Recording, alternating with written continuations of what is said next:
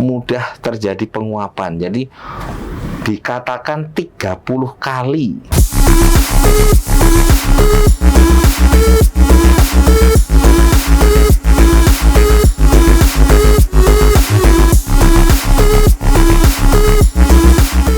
Halo Sobat Dirmukutan PSE, salam sehat selalu dimanapun Sobat Dirmukutan berada, yang selalu setia mengikuti podcast ini, terutama yang saat ini sedang membuka di kejauhan dari kami. Tapi kami tetap merasakan bahwa saya selalu dekat dengan Anda. Makanya pada kesempatan ini dan mungkin selanjutnya saya berusaha untuk mendekati, bahkan menempel saudara dengan acara-acara podcast yang begini, ya Mbak Eci ya. Dan Mbak Eci kan juga ikut berperan aktif dalam pelayanan di Apotek PSE. Makanya kalau bisa ya Mbak Eci pun nanti ya harus bisa ini ya, membawa semangat PSE yang berprinsip pada PSE. Selalu gitu, P-nya adalah pelayanan, S-nya itu sempurna, yang E-nya itu adalah empati. Jadi berikanlah pelayanan kepada customer. Kalau bisa, kalau dokter kulit jangan pasien ya, agak customer ya. Kalau apotek kan jelas customer yang sempurna, walaupun sulit ya untuk kesempurnaan, tapi kita minimal mendekati kesempurnaan dan empati. Jangan dikasih simpati. Nanti kalau dikasih simpati malah kamu ditelepon aja, repot nanti ya. Tolong ya, kita bekerja bareng, kita berjalan bersama untuk mau memberikan catatan atau ingin lebih ya, memberikan catatan di bawah ini ya. Kita supaya berjalan bersama menuju kesempurnaan ya. Terima kasih sekali loh Sobat Dirmukutan yang atas masukannya ya, dan untuk kesempatan ini coba silakan apa saja Mbak Eci, itu kok katanya banyak sekali yang mau dikeluhkan dari ini, ketidakpuasan dalam penjelasan pasien atau mungkin hal yang lain yang ada terutama di Apotek PSE ini. Silakan Mbak Eci, apa saja coba tak dengarin. Ya Pak Dokter, ini kan banyak yang mau ditanyakan ya, yang mengenai penjelasan tentang eksim. Sebenarnya eksim itu apa? Gitu. Jadi saya tuh bisa kena eksim, tapi sementara saudara sekandung saya seperti ayah atau ibu itu tidak terkena eksim. Itu bagaimana Pak Dokter? Nah ini pertanyaan ini ya, ini banyak sekali memang Pak. Ini kok selalu menanyakan eksim ya, tapi eksim loh ya, jangan enzim ya. Jadi nanti pertama tuh banyak pasien, dok saya enzim, jangan ya, eksim ya.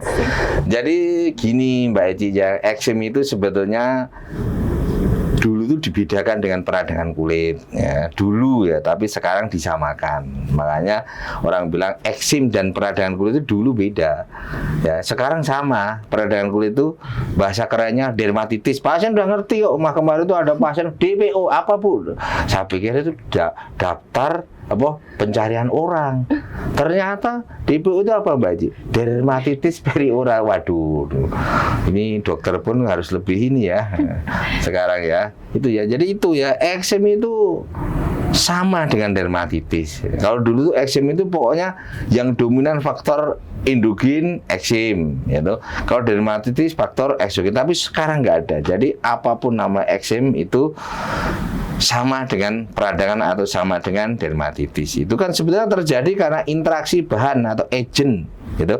Bahan dari luar, bahan itu ya berarti sinar matahari, ya panas, debu, itu yang menempel di kulit menimbulkan reaksi peradangan di kulit, itu disebut dengan eksim.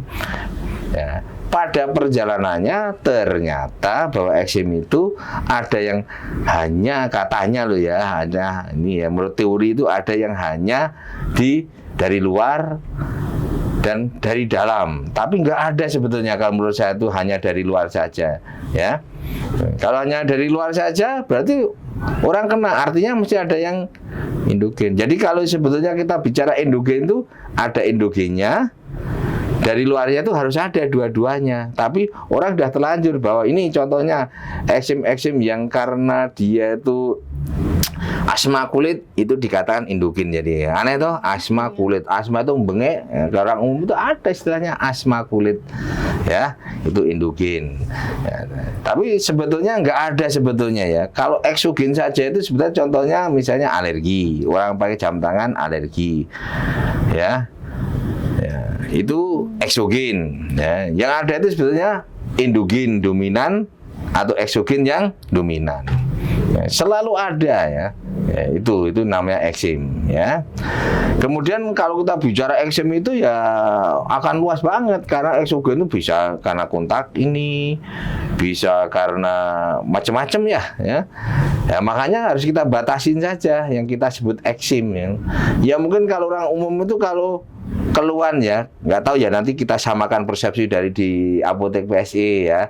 Apakah kalau dia malu tanya dengan saya itu sama tidak dengan yang saya ini? Kalau yang saya jelaskan ya, kalau eksim itu contohnya adalah yang kambuhan ya. Jadi orang itu biasanya kalau kambuhan itu orang bilang eksim ya, itu ya. Ya makanya ada yang itu kambuhan ya, atau malah bahkan nggak sembuh-sembuh, itu eksim ya. Dan dia tidak ada riwayat kontak dengan bahan. Nah, itu yang kita sebut eksim. Kita batasin itu, ya. Malah ada orang bilang, malah ditanya itu dari customer kita malah tanyanya adalah lichen ya. Pada itu namanya lichen simplex kronik. Itu juga eksim juga, ya. Makanya kita harus batasin ya. Dan menurut saya yang dibatasin itu terutama yang membuat permasalahan keluarga itu ya agak sedikit goyah. Kalau mak ya kalau anaknya sakit. Biasanya kan mak kalau anaknya sakit kalau eksim di pipi. Bayi bingung ya. Ya itu ya mungkin ya. Jadi kita batasi ya. Di antara itu yang paling banyak eksim itu adalah eksim yang orang itu punya bakat secara genetik. Artinya orang itu sudah punya bakat, cuma bakat itu diturunkan nggak jelas. Misalnya, oh ini laki-laki bapaknya eksim, besok anaknya eksim, nggak jelas. Ibunya eksim, besok anaknya cewek, nggak jelas. Ya, itu nggak jelas sampai sekarang. Makanya kadang-kadang sok luput. Walaupun ada faktor genetik diturunkan, misalnya sekarang eksim ditanya, saudaranya nggak eksim, gitu. Karena nggak ada polanya, bisa lompat satu generasi, ya. Bapaknya nggak eksim.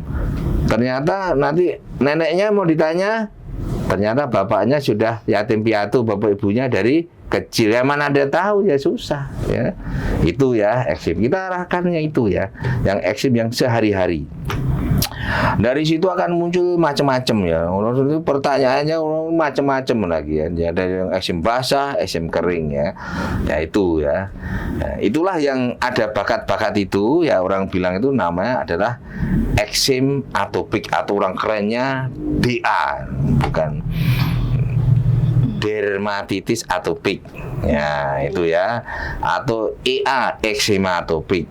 Nah, kalau yang karena ini termasuk sangat banyak ya, orang harus nggak nyebut dia eksim saja. Jadi orang umum itu sebenarnya kalau datang itu gampang. Kalau orang udah bilang eksim itu kita harusnya ngarahnya ke itu biasanya. Nah, itu ya. Jadi kita harus warning tentang eksim itu ya.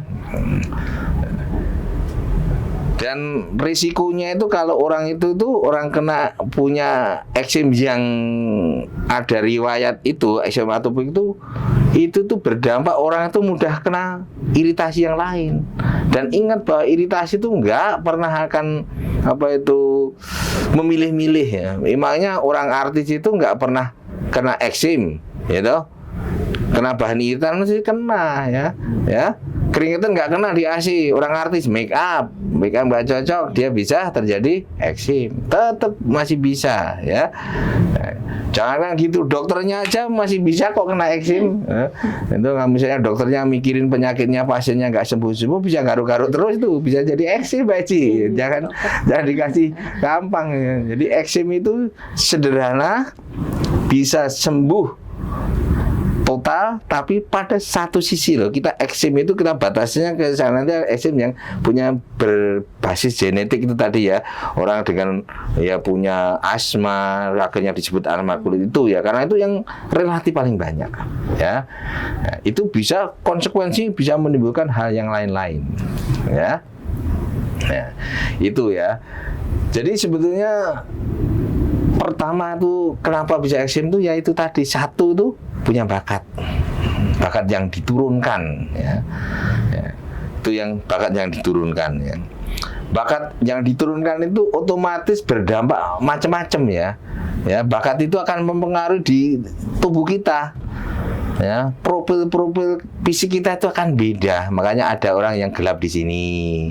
Itu cenderung eksim ya, garis tangannya itu yang banyak ya, kulitnya itu cenderung kering, itu mudah sekali eksim. Ya. Itu sebagai pertanda awal kalau lihat ya. Karena kalau kita lihat itu yang paling sederhana orang-orang dengan kenapa itu adalah kulitnya kering. Kalau kita udah bicara kulit kering itu hampir seluruh orang yang punya kecenderungan eksim itu kulitnya itu kering. Tapi tidak terkecuali di wajah lo ya. Makanya terus jangan digebiah-uyah, kalau orang Jawa itu gebiah-uyah apa ya?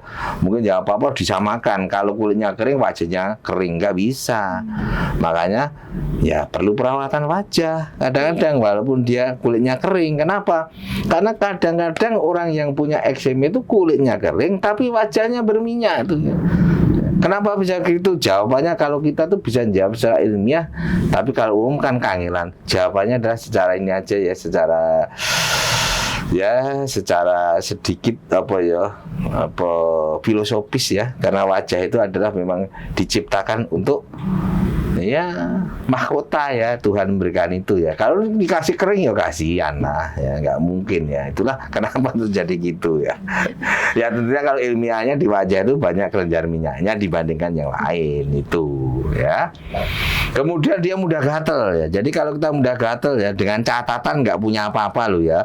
Kalau mudah gatel nanti ternyata orangnya itu punya sakit ginjal, punya sakit liver, nggak taunya punya penyakit keganasan tertentu, dia bisa mudah gatal ya jangan. Itu kita tuh harus punya ini ya, harus punya bisa menciri itu ya. Jadi itulah genetik itu yang penting kenapa kita tuh mudah kena eksim. Karena kita bicara eksim loh. Kalau kita bicara yang kalau dari luar iritasi ya harus ada bahan, gampang. Kalau kita bicara eksim itu yang mengesampingkan luar. Jadi karena kita punya bakat, yang lain itu mempermudah. Nah, beda konsepnya ya. Itu ya. Nah, mungkin dan orang-orang yang punya begitu ya, punya bakat eksim itu biasanya kulitnya itu memang mudah terjadi penguapan. Jadi dikatakan 30 kali penguapannya dengan orang normal ya. Tapi tubuh selalu memberikan kompensasi. Tapi 30 kali kalau dipicu lagi, misalnya orang itu sering ke tempat panas ya, keringetnya bisa masuk ya. Karena apa? Sawar kulitnya juga akan tidak baik pada orang itu. Jadi memang yang punya eksim itu ya satu sisi menyulitkan, satu sisi mungkin ya buat orang yang dokter materialistik mungkin ya seneng lah ya pasiennya sembuh. Kalau kita jangan ya. Jadi memang kita itu sudah punya bakat kalau eksim ya. Kemudian kita kadang-kadang nggak bisa dipungkiri ya bahwa kita itu selalu kontak dengan dunia luar.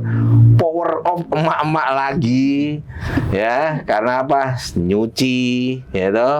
Ya, ingat ya, secara umum itu sudah diteliti. Orang dengan cuci air saja 30 kali tangan kita akan kering. Kalau orang punya bakat eksim itu nggak usah 30 kali, turun lah gitu. Mungkin 25 kali, belum diteliti ya kalau mau diteliti itu ya. Kalau orang punya itu lagi ya, pakai sabunnya itu mungkin pH-nya terlalu tinggi ya.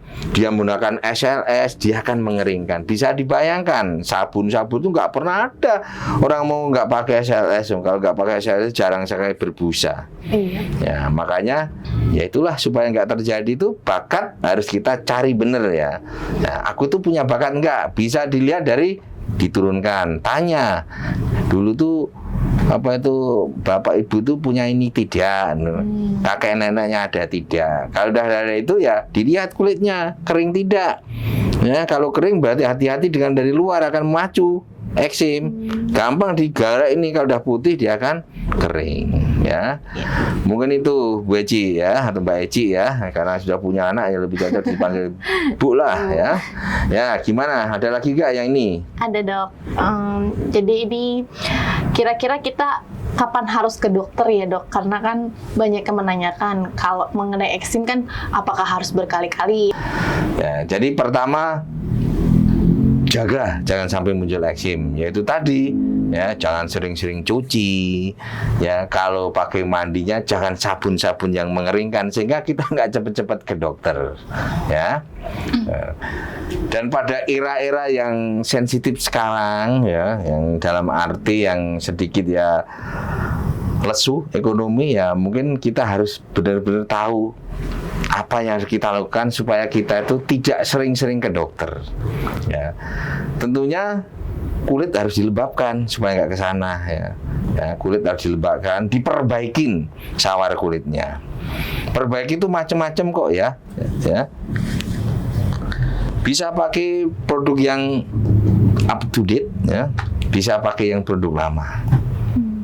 Contohnya di antara coba dulu misalnya sabun yang melembabkan ya. Dulunya pakai sabun-sabun yang mengeringkan, kita pakai sabun-sabun yang melembabkan. Ya, sebagai contoh paling gampang ya sabun baby. Tapi sekarang sabun baby pun kan ya pakai SLS ya. Ingat tadi kan sodium lauryl sulfat itu ya pemicu iritasi ya. Kemudian seperti yang saya jelaskan ya, tadi saya di mana ya, di podcast sebelumnya ya mungkin ya, atau saya pernah bicara di tempat lain ya, bahwa nasib pengolesan itu macam-macam gitu. Nasib itu bisa sempurna, tetap ya, kemudian bisa memburuk dan bisa membaik. Harapannya orang ngolesin, kita beli obat di luar dengan kondisi ringan itu adalah membaik. Harapannya ya apa boleh buat kalau harapan tidak sesuai dengan kenyataan. Nah, itulah yang sering terjadi kan, harapan itu bukan tidaklah kurang sesuai dengan kenyataan. Ya, itu ya. Makanya ukurannya ya seperti tadi saya jelaskan 7 hari itu tadi. Ini untuk membedakan alergi atau iritasi. Kalau iritasi diolesin langsung muncul, ya entah sabun, entah produk oles. Ya. Dan hati-hati ya, sekarang tuh banyak produk-produk ya. Dan produk-produk itu kadang-kadang itu ya sekarang sih sudah lumayan ya, semua sudah pakai tulisan Indonesia. Dulu kan ada yang produk tidak ada pakai tulisan Indonesia. Jadi kita tuh hanya beli ke toko, ini loh bagus ya. Bagus itu kan ukurannya ukuran dari penjual. Itu hati-hati juga ya. Itu ya. Kemudian harus mengetahui juga bahwa konsekuensi kalau kita tidak diobatin itu, eksim itu akan menimbulkan konsekuensi. Ya, apalagi yang kita bicara eksim yang karena ini ya bakat ya. Karena di situ tuh ada peran bahwa kita itu sistem imunitasnya itu kurang baik. Kurang baik itu belum berarti jelek ya. Artinya kalau kita lihat tuh apa itu sistem kekebalan kita itu, kalau kita bikin kalau normalnya itu antara di atas 6 itu ya, mungkin orang eksim itu sistem kekebalan kulitnya itu hanya 6,2. Jadi ketika dia turun sedikit mudah terjadi pemicu eksim. Dan itu yang susahnya apa? Bakteri. Trennya itu bakteri Staphylococcus kalau lihat itu ya, Staphylococcus aureus, jadi S aureus ya. Itu tuh ternyata bakatnya luar biasa. Jadi ketika dia tuh masih tinggi, dia tuh kalau dia misalnya kulitnya itu digaruk, dia tumbuh banyak, dia makin mempercepat munculnya eksim. Karena dia punya kemampuan, nggak usah dilihat, dia langsung ke lewat jalan tol, set apa aja eksimnya. Gitu, nggak usah pakai jalan-jalan itu. Iya, tapi ketika dia turun, daya tahan tubuhnya, dia infeksi. Makanya kadang-kadang kenapa dua-duanya kena, pertama digaruk, dia eksim, garuk terus jadi infeksi. Ya itu, jadi peran bakteri itu ini ya. Ya, kemudian Yang paling penting itu tadi, jangan sering-sering menggaruk kalau bisa ya, supaya tidak cepat ini ya. Kalau semakin menggaruk nanti semakin memburuk, mesti semakin ke dokter. Iya betul. Ya, nanti ya. Walaupun mungkin kalau kita sudah pasti jangan digaruk. Tapi ya saya pernah Bu Eci, namanya gatel itu katanya ditepuk-tepuk itu ya tetap aja gatel kok ya. Makanya kadang-kadang kita harus perlu bantuan ya. Ngomong sih gampang gitu, sing lakoni sing angel. Tapi tidak boleh begitu, tidak boleh menyerah, bahwa kita tuh melayani harus sepenuh hati, harus maksimal ya. Iya. Kemudian hasil dari garukan itu tentu tadi itu bisa menimbulkan kayak itu ya nanah, itu ya infeksi akhirnya. Untuk itu ya pertama harus benar-benar jaga supaya tidak mudah gatel ya. Jadi orang dengan eksim itu yang susah itu, apalagi yang sudah kena itu ya, itu menjaga supaya tidak gatel. Jangankan gitu, digigit nyamuk dekatnya itu kegaruk kegesek dikit itu gatel kok. Kita jalan kurang ini natap di lingir itu, orang Jawa yang mana lingir itu pojokan itu sudah gatel. Nanti menggaruk lagi, kambuh lagi ya. Sama yang paling penting satu ya, ojo percaya konco, ojo percaya keluarga, ojo percaya karo tonggo ya. Obat ya, apa meneh medsos, hati-hati, pinter-pinter milih dan milah ya. Ya, makanya kita kembangkan ya, kalau kita mau konsultasi online kita buka ya, itu Ya, Pak Dokter. apotek BSC kan sudah buka juga ya, dan kita sudah memberikan kemudahan kepada para customer kita ya di masa-masa sulit ya, bisa mengadukan konsultasi online, kita kasih kesempatan untuk WA ya, kita berikan yang terbaik ya, karena itu memang problem, dan problem itu kalau berlanjut nanti berimbas pada cuan, kalau nggak selesai-selesai ya nanti berambil ke lingkungan kecil, keluarga. Hati-hati karena eksim pun repot ya, dan konsekuensi yang tinggi itu kalau nggak diobatin itu bisa menimbulkan infeksi virus, jamurnya tumbuh ya, jadi tambah ini ya, tambah memburuk ya. Karena apa ya, tadi saya bilang konco keluarga itu hati-hati ya, kadang-kadang itu jangan kan gitu ya.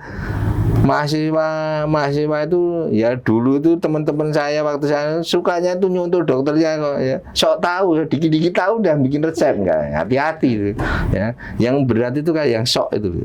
Iya. Kalau tahu bener nggak apa-apa, tahu dikit nggak apa-apa. Yang sok tahu itu ya, apa-apa tuh kalau sok tahu itu berat ya. Sok dokter, sok tahu itu bahaya ya. Ya. Ya. Hanya apa kuping kanan, kuping kiri gitu, moco medsos enggak seluruhnya dia ngomong, wah bagus pakai daun sirih, wah bagus pakai garam. Ingat garam itu narik air ya, jadi orang kulitnya kering. Padahal daun sirih itu punya efek iritasi, kalau dipakai lama ya, bisa dilainkan. Sementara orang yang punya eksim cenderung iritasi ya paling baik itulah. Jadi kalau ke saya, kalau memang itu yang stressing, kapan kita dokter itu sebetulnya ya relatif ini ya, kalau menurut saya obatin sendiri dulu ya, atau ke fasilitas pelayanan primer.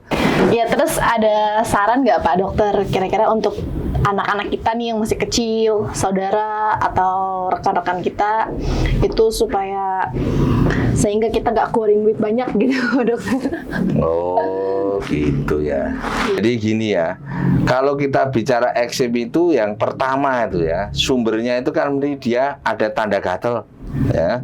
Nah, ya jangan digaruk, gampang diomongin loh. Jadi garuk itu gampang diomongin ya. Kalau ada orang pinter gitu, ya, Dwijo ya, wong Jawa Dwijo artinya guru, wong pinter ya toh. Orang pinter itu suruh gini, tepuk ya, nanti dicoba aja bisa nggak. Kalau bisa ya syukur, kalau nggak bisa ya harus yang lain. Iya betul. Dan gatal itu biasanya karena ada trauma kecil. Ya kalau memang di situ musimnya baru musim banyak nyamuk kayak musim sekarang ini ya kurangilah nyamuknya, paling nggak pakai ya tambah cuan dikit ya, pakai untuk obat nyamuknya ya kalau orang ini punya risiko asma jangan yang berasap ya, mungkin ya elektrik lah ya. Ya, karena apa? Kalau obat oles hati-hati ya, orang itu udah sensitif dikasih obat oles nanti malah menimbulkan reaksi ya. Jadi pilihannya dari situ ya harus pilihan yang benar ya, itu jangan terus apa-apa dikat, jangan bikin kering, kasih supaya ini.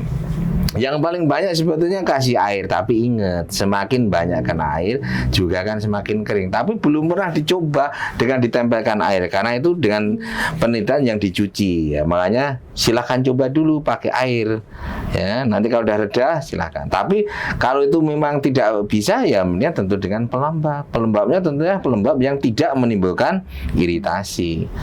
Ya, karena pada saat ini saya juga akhir-akhir agak aneh ya dikasih pelembab kok malah gatal. Nggak tahu apakah pelembabnya isinya beda. Jangan lupa ya debu itu penting ya, debu itu penting ya.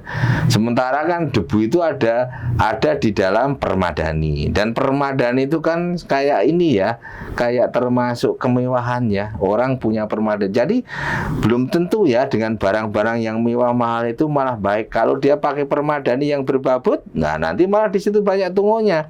Sudah dibuktikan tungo di situ bisa membangkitkan reaksi eksim di situ. Makanya itu dengan pemakaian benar minimal tidak mencegah bisa mencegah kekambuhan ya.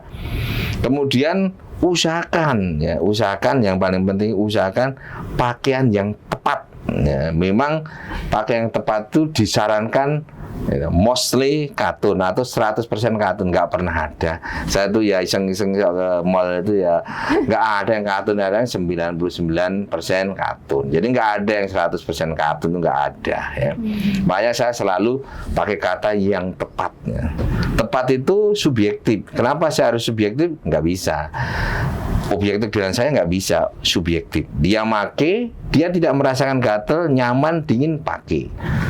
Ya memang mostly katun, tapi kalau yang lainnya ada pakai. Tapi kalau walaupun dia bajunya bagus, modenya bagus kekinian, tapi kalau dipakai dah celekit-celekit nanti keringetan dikit mesti muncul gatel. Jangan dipakai, apalagi wol. Ya, jadi wol itu sudah terbukti, wol sama debu itu sudah terbukti kalau eksim itu sangat disarankan untuk tidak pakai itu. Ya. Tadi nepuk-nepuk, agak kuat apa? Ya obat ganti gatal. Orang kena sinar matahari yang berlebihan itu akan kering. Ya, keringatnya masuk ke kulit jadi kering. Ya, itu ya. Makanya orang-orang habis liburan kebanyakan muncul eksimnya. Yang dulunya bagus eksim muncul. Karena apa ya? Kulitnya kering. Ya kamu lihat aja lah kalau mungkin apa tuh Mbak Eci dan kru pernah jalan-jalan wisata bareng itu kan lupa pakai sunblock biasanya, lupa pakai pelembab. Pokoknya intinya seneng. Nah itu biar lupa. Makanya ya harus konsen bener kalau orang punya itu. Ya. Renang itu ingat, renang itu kalau kita di kolam renang itu kita berhadapan dengan kapurit. Ya, tentunya jangan renang ya salah juga jangan renang. Anak kecil jangan renang ya gimana? Ya, nanti malah stres eksim lagi, mumet kan? Ya caranya ya kita cobalah ke manajemen renangnya, ditanya kapan sih ngasih kapurit ya, sehingga kalau Selasa ngasih kapurit kita renangnya Kamis atau Jumat, kapuritnya sudah berkurang. Habis itu nanti sabunnya pakai sabun pelembab, kasih yang pelembab ya. Ini ada bukti juga loh, mandi dengan shower itu bisa mengeringkan. Makanya kalau orang sering-sering ke hotel itu kan biasanya seneng orang ke hotel itu mandinya mumpung tidak bayar kenceng, panas gitu. Iya betul. Tumbukan itu bisa menimbulkan penguapan yang tinggi, apalagi airnya air panas. Orang eksim ya cepat kambuh, hati-hati. Ya. Itu ya, dan jangan pernah menghilangkan pertimbangan untuk psikologis untuk eksim penting sekali ya. Iya. Banyak orang eksim itu mau ujian mulai muncul, mulai garuk-garuk gitu. Takut nanti dimarahin nilainya jelek anak-anak ya itu mulai muncul eksim ya. Dan kalau diet sebetulnya sampai sekarang itu ya gampang kok kalau saya ukurannya ya. Kalau orang itu sudah makan telur 5 tahun nggak gatal, mosok kita stop terus ya nggak rasional. Iya. Ya, kalau misalnya orang itu sudah makan susu 3 tahun di stop, tidak rasional. Apalagi kalau saya tidak melakukan testing. Dan memang kalau kita berdasarkan teori ya, teori itu memang diet itu paling paling berhubungan itu berasosiasi itu hanya dengan anak-anak balita. Kalau orang gede itu kebanyakan justru endogen luar ini. Kalau anak kecil itu endogen enggak, karena anak kecil itu hanya seneng, gitu. Asal dia itu sudah dikasih sudah dikasih makan, dikasih. Zaman sekarang ibu-ibu yang malas itu kasih HP itu, ibunya mau berobat kosmetik hanya dikasih HP, diam itu ya, bahaya kalau menurut itu ya. Ya itu ya, itu sudah cukup ya. Jadi makanya kalau kita mau melarang diet itu ya balita ya, karena dewasa itu jarang. Dan diet pun harus benar-benar dipilah-pilah. Kalau saya itu minimal adalah yang keterkaitan dengan ada alergi ya, glikoprotein. Jadi ya, mungkin ada gulanya, protein, dan mungkin ada kandungan lemaknya. Kalau telur cobalah yang paling banyak lemaknya kan jelas di kuning telur. Coba di kuning telur, jangan di ini. Tapi kalau sudah tiap hari dikasih telur kok sekarang baru gatal ya nggak masuk akal. Karena kalau pembentukan antibodi itu, kalau kita lewat antibodi loh, itu kan nggak mungkin pembentukan sampai 10 tahun, nggak mungkin. Ya, 5 tahun nggak mungkin, 3 tahun pun nggak mungkin. Ya, jadi harus rasional ya. Ya itu memang kalau anak itu ini adalah sekali lagi kalau kita lihat-lihat itu ada the power of emak-emak. Ya, jangan gugup emak-emak ya. Ya, ingat bahwa bayi itu selalu muncul di pipi. Jangan gugup. Ya, kalau gugup malah repot. Jangan apa-apa di stop, jangan dulu ya. Kalau takut konsultasi ke dokter ya. Kalau hanya tidak berat, mungkin bisa pakai telemedicine, teledermatologi, konsultasi online. Ya, ini karena sudah lama ya Mbak Eci ya, mungkin itu dulu ya. Nanti ya besok kalau ada apa kumpulin lagi ya. Ya, itu mungkin yang perlu kita stressing. Moga-moga dengan itu tuh ibu-ibu, anak-anak, terutama ibu-ibu ya, jangan takut ya. Kadang-kadang ibu-ibu itu terlalu takut, anaknya itu masih senang jalan-jalan, udah merah sedikit aja bingung ya. Serahkan kepada ahlinya ya. Kalau bisa ngobatin sendiri monggo ya, kalau masih ringan, kalau enggak ke ahlinya. Ya, jadi itu ya. Mungkin itu dulu ya Mbak Eci ya, untuk ini ya. Nanti sampaikan kepada apotekernya supaya apa yang kita bicarakan ini, kalau ada tambahan dari saya tolong dicatat ya, untuk memberikan pelayanan kepada customer kita supaya makin hari itu kita tuh berjalan semakin baik, customer kita tuh semakin puas ya. Itulah ya. Ya, sebagai penutup, mungkin kalau Sobat Dermokutan yang ingin ya lebih jelas, dan saya yakin ya kalau eksim itu orang umum itu banyak yang tahu, tapi kalau yang sudah jelas dan ingin dibahas lebih jelas, silahkan ya tulis di bawah ya, di bawah ya, supaya nanti kita siapkan ya apa kemauan. Kadang-kadang kan kemauan dari dokter beda dengan kemauan dari netizen ya. Karena ini kita tuh pelayanan untuk orang yang sangat luas ya. Dan jangan lupa ya, itu kasih subscribe ya, like ya, sama komen ya, sehingga memang kita tuh supaya bersemangat untuk begini ini, dan dengan Spartan kita tuh bisa melayani terutama para Sobat Dermokutan yang sangat-sangat saya cintai karena sudah mengikuti dari kegiatan saya. Terima kasih sekali. Sampai di sini dulu. Selamat berpisah. Dadah semuanya, dan sampai ketemu di sesi-sesi selanjutnya.